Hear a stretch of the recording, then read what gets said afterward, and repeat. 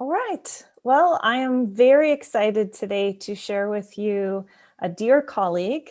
I got to know Joe through some mutual acquaintances, and I got the benefit of actually seeing him do a really amazing session.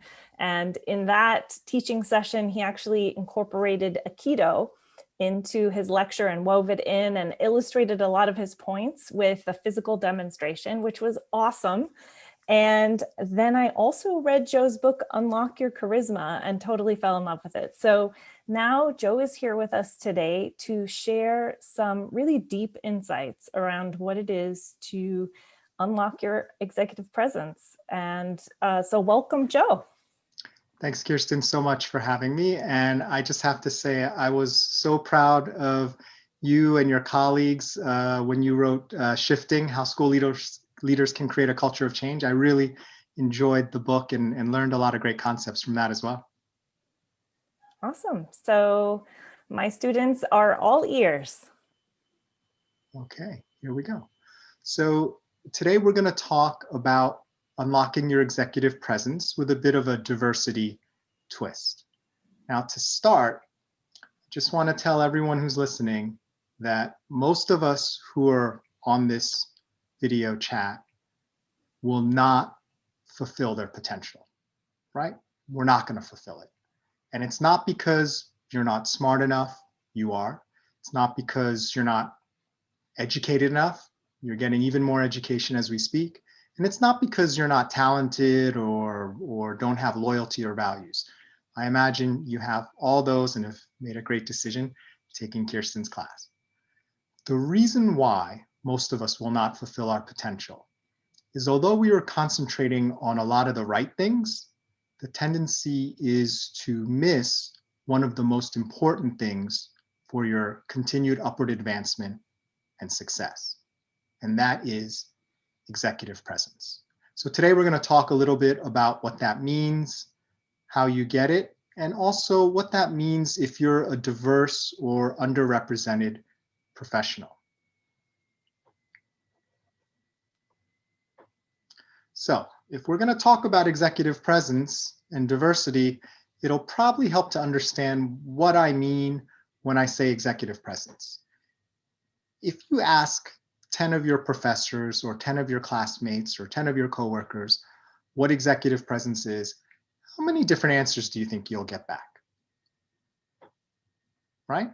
And if you ask someone you know who has great executive presence how they get it and what they do, what percentage likelihood do you think they'll actually be able to give you some advice and then you'll use it the next day and it's like, wow, I'm glad I talked to them. I have amazing executive presence now. I bet a lot of folks who have it have no idea how to explain it or break it down or help somebody else have it. Yeah, I think that's exactly right, Kirsten. And that leads us to kind of believe like, oh, you have to be born with it, right? Or you either have it or you don't. But I'm here to tell you that executive presence is a skill and it operates like any other skill based on certain principles. And if you can master the principles and execute them, you will have that ability. So let's dive in a little bit deeper. It's pretty easy to look at executive presence just by breaking down the two words in the term. Executive, right? What is an executive?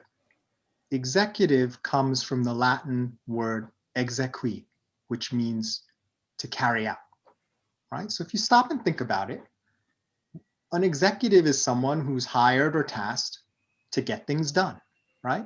To carry out plans. That's what makes you an executive and not just an ordinary worker.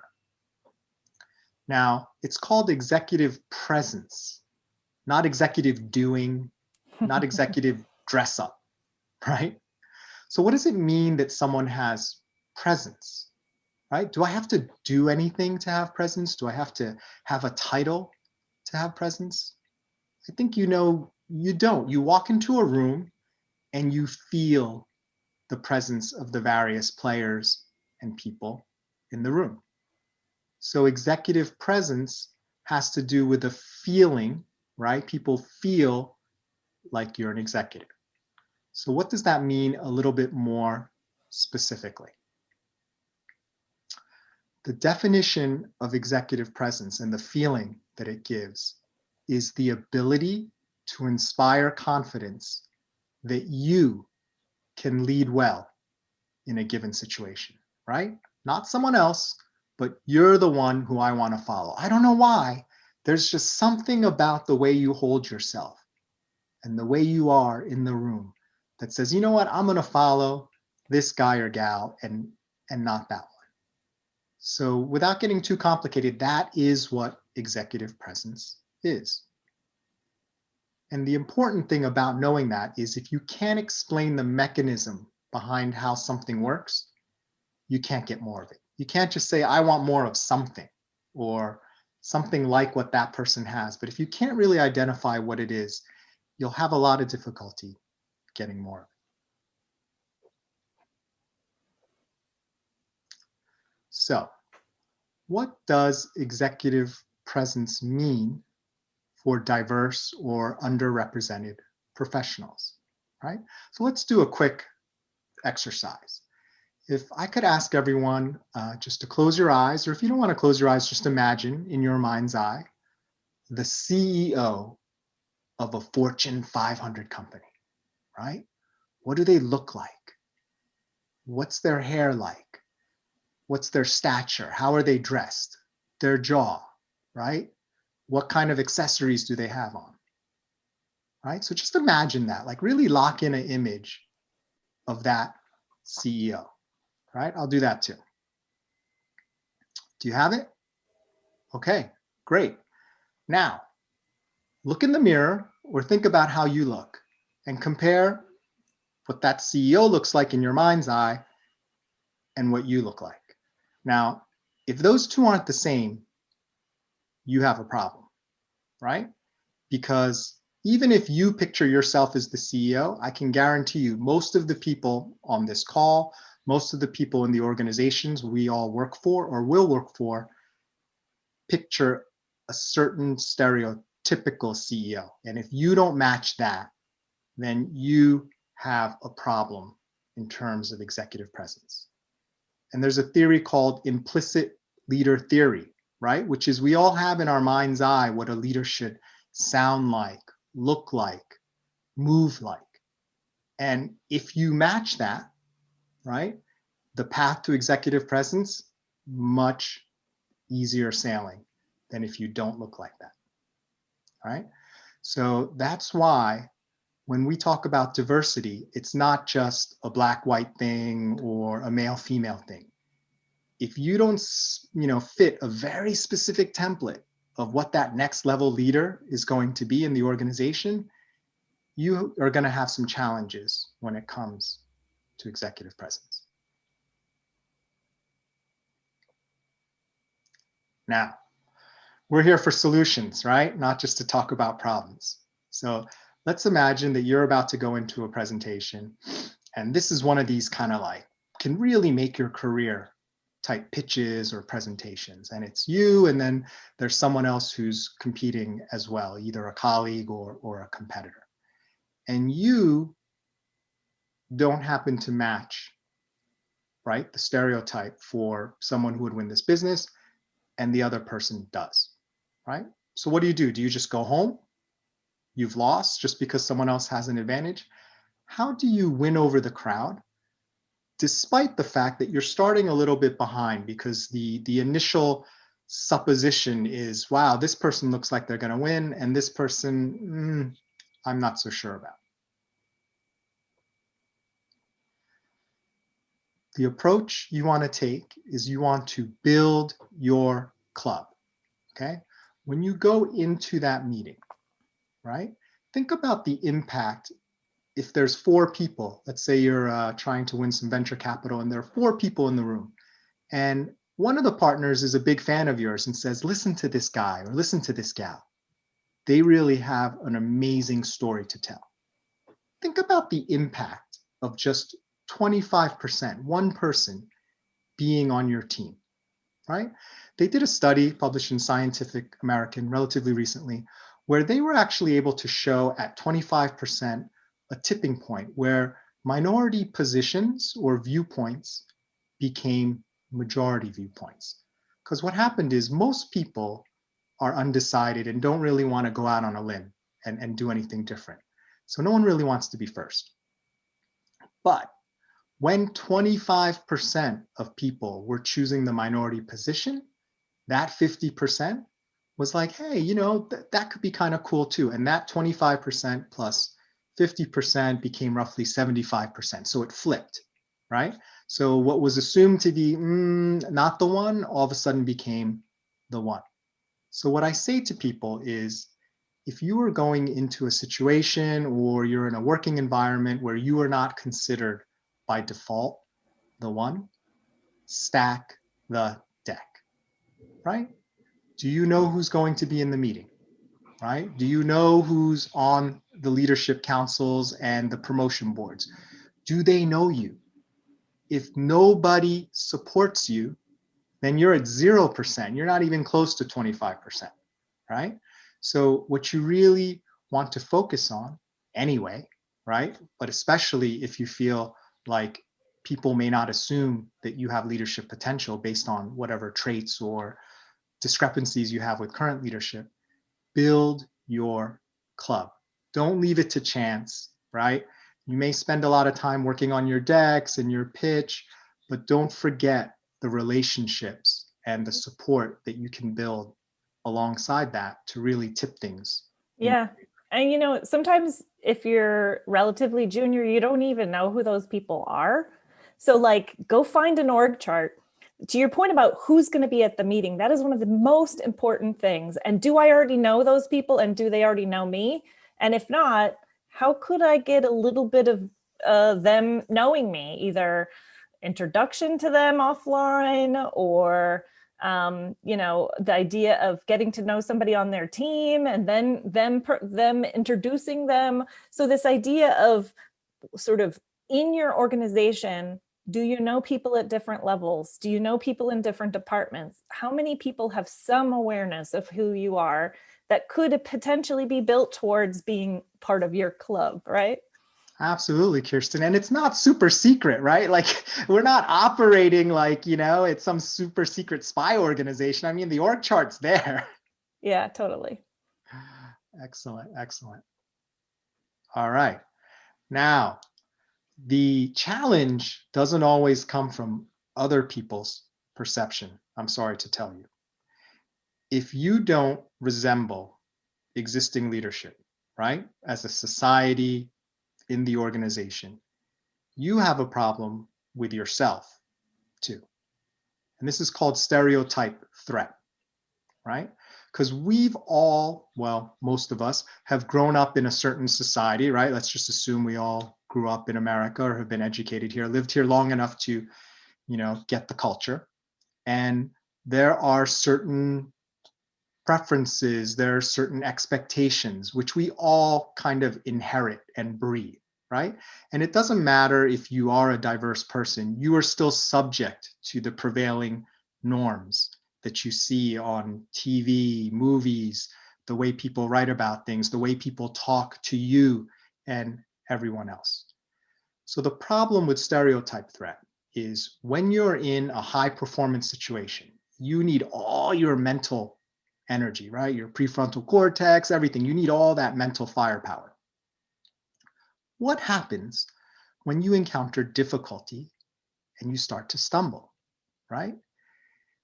Because you may not meet the stereotype of the successful person in that scenario, some of your mental firepower will be siphoned off to worry about, oh my gosh, am I really good enough? Or I have to represent all the women in the world or all the Native Americans in the world, because if I fail, then, everyone's going to think that we're not good enough, right?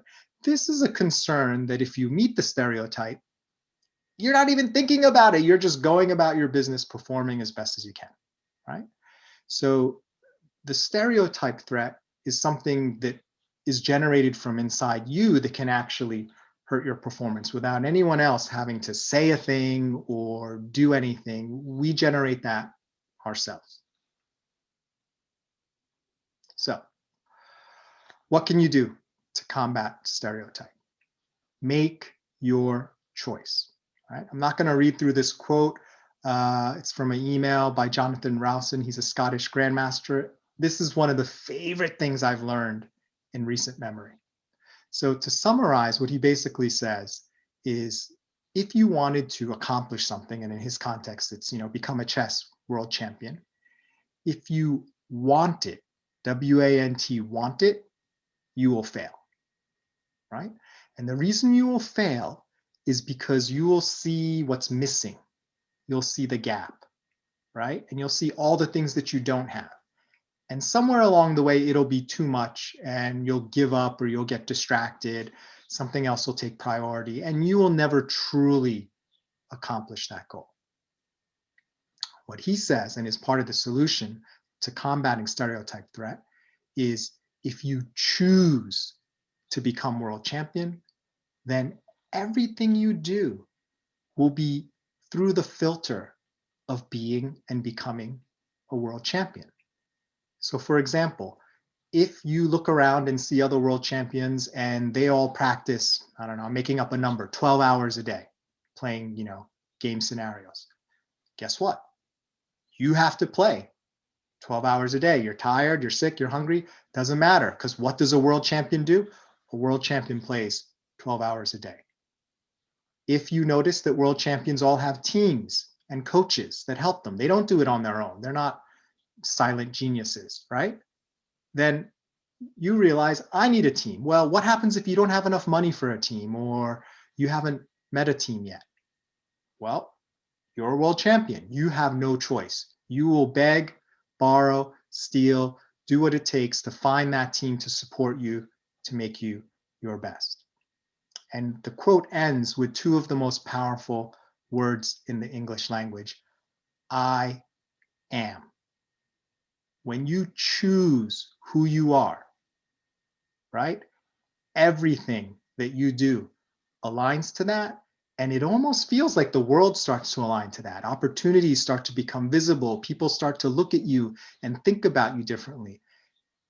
Why? Because you have chosen that as your identity. And that is one way that you can really help combat that stereotype and say, look, I am that next position or that CEO or whatever it is. It's not something you want. Wouldn't it be nice? No, you have chosen that for yourself already. Love it. All right. Now, this topic, love the topic of authenticity, love all of Brene Brown's work on it. If you haven't read Daring Greatly or some of her other books, highly, highly recommend it. Now, people are understandably a little bit burnt out over authenticity, and I think sometimes the word is somehow misunderstood or oversimplified. It's back to your point about executive presence. There's like a gazillion different definitions of authenticity. Yeah, absolutely. And I think, Kirsten, what you'll notice is a lot of people have this experience where they try to be authentic because everyone's telling them, right? Either their company is telling them in training or they read a book, we should be authentic, it unlocks your power. And then you go to be authentic, and what happens?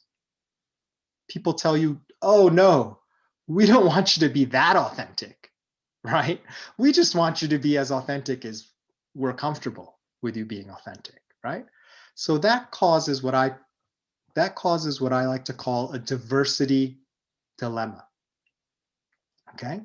So if you are a diverse professional, right, it feels like you have to choose between embracing your authentic, most powerful, diverse self versus, and being penalized for that potentially, versus compromising who you are and trying to be more like everyone else so you can fit in and more seamlessly kind of move up. And that's quite the dilemma, because your most powerful self is not someone else. It is you, right? Contrary to maybe the reaction you're getting, but it is you being you. So how do we deal with this? How do we crack the code of authenticity? And one of the things that makes this tricky is I feel like people have a fundamental misunderstanding of what it means to be authentic. Being authentic doesn't mean saying, doing, acting however you want, and everyone should love you, right? That's not authenticity, right? That's just being just a bull in a china shop, right? That is just not going to work. We all know that, right? So the key here is when you have connection, right? Your authenticity becomes an asset. When you don't have connection, your authenticity becomes a liability. So let me give you a quick example. Something that happens all the time in pantries, maybe not so much during the pandemic, but at pantries and offices, people heating up food in the microwave, right? People get very sensitive about that, right? So let's say you're starting a new job and you bring in some food which is not pizza or, food that everyone is used to the smells of, right? So you love this food, it's delicious. Even you will admit it smells kind of weird, but you love the taste of it and you're super excited to be eating healthier. You bring it in and you go to heat it up. It's your first day on the job. Nobody knows you. You haven't even said hi to anyone. You go to your desk, you work, you go to lunch, you heat this up. Wow, it just, the whole place smells of your lunch, right? And people are walking by and they're coming in to heat up their lunch. What do you think the reaction is going to be towards you, right? I don't think you're going to get a positive reaction. And really, why would you? No one really knows you. All they know is that you're heating something up and they're not familiar with the smell and maybe it's very unpleasant to them. Now let's switch it up. Imagine that it's the same food, but instead you've been working now for a year and everybody knows you. You are a star performer. You volunteer for all these committees. You're mentoring several people. You've helped the company meet and beat their numbers. You are a star, right? And one day you have a guest come over and they bring the same delicious dish, and you love it so much, you're like, I'm gonna bring it in, I'm gonna heat it up for lunch.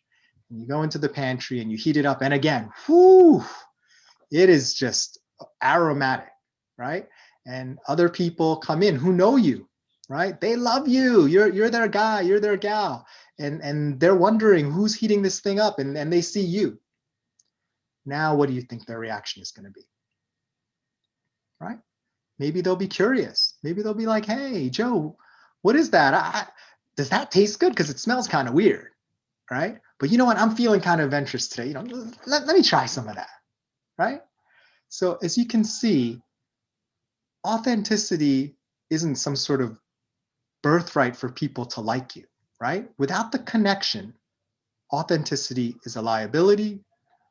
When you have connection, your authenticity becomes an asset. You become quirky, you become interesting. These are novel ideas, as opposed to, how dare you, right?